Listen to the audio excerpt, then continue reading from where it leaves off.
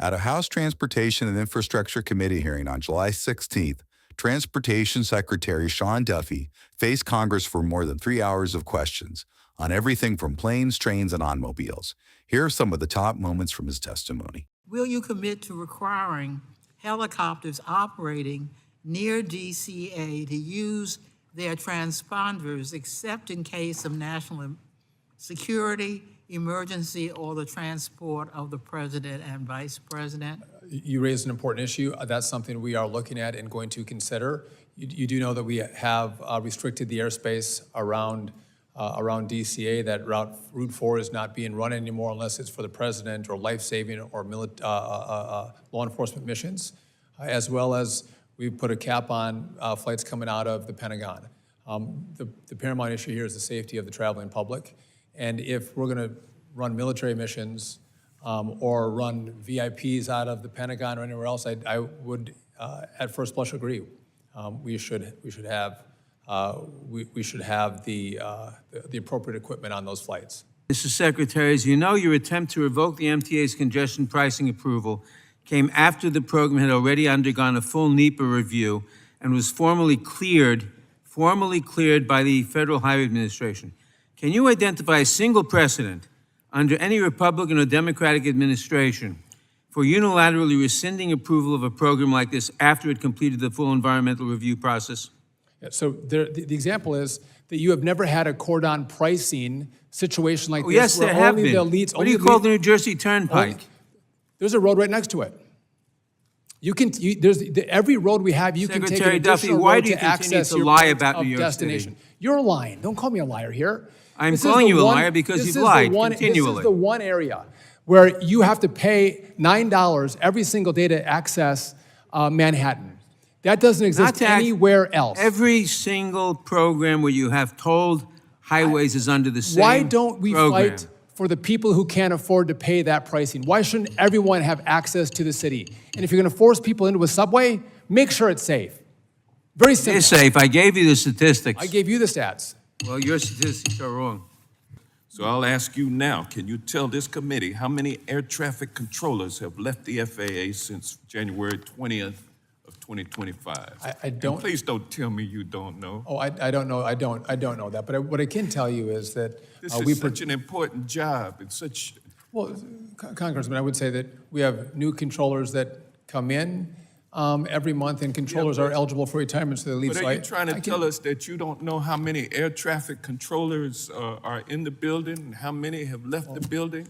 Well, how many are getting ready to come into the building? They're not in the building. They're in towers and centers and trade comps. Figuratively. Yeah, no. So what I can tell you is what I've done to keep those controllers from retirement when they're at the age of retirement, and the 56 is the age of retirement, but a lot of them can retire at 50, 51.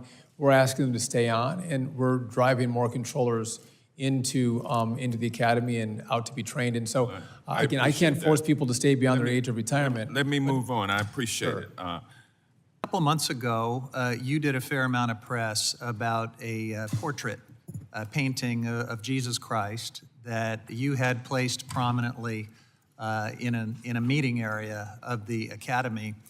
And you had said that you were taking it out of the basement and putting it into a place of prominence. So I want to ask you a little bit about that. And I believe you've put a copy of the same painting in your personal office. So I want you to know I have no problem with you decorating your office the way you want. I understand your Catholic faith is very central to you. Your office is yours to decorate in any way you want. But I'm troubled by this notion of this place of prominence in a room, in this case, the Elliott MC room at the Academy, which is the place where they have mandatory meetings, where they have honor code hearings, disciplinary hearings for cadets.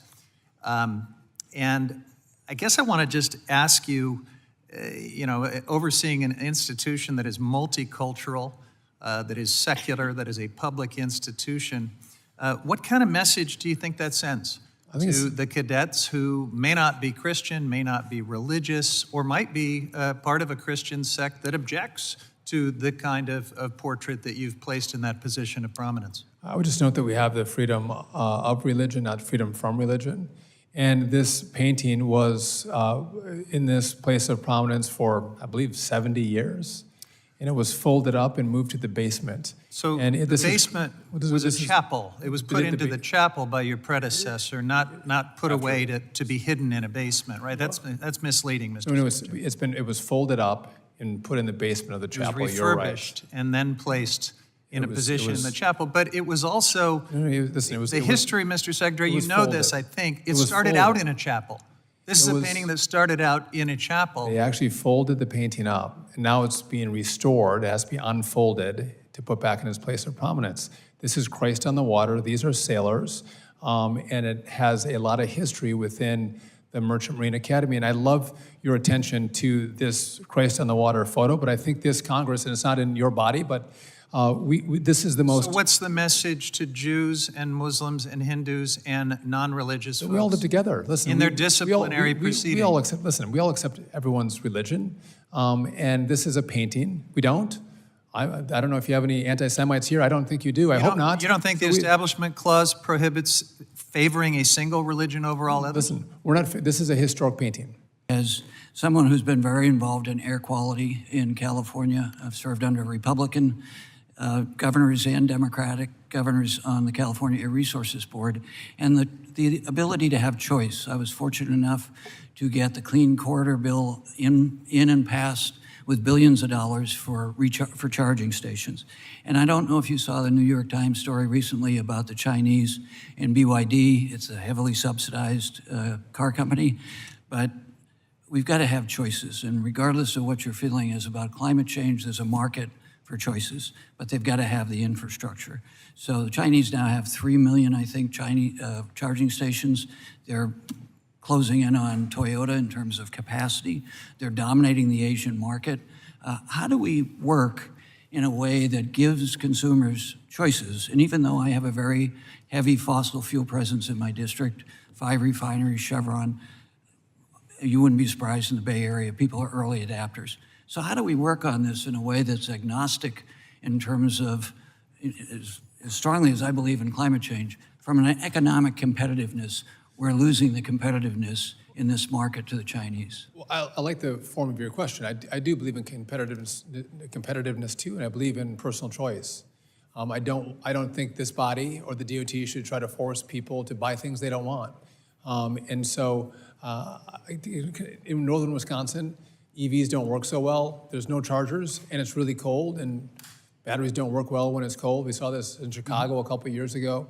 So I think in certain regions, in urban areas, it's probably more popular. In more rural areas, in northern areas, it's not as much, and that's why I think people should have the right to choose. And again, I don't think we should put our thumb on the scale one way or the other. And we could look at subsidies equally. As the fossil fuel industry has been subsidized for decades, this industry has to be subsidized, set up. For more clips like this, stay tuned to Congress Clips, and thanks for watching.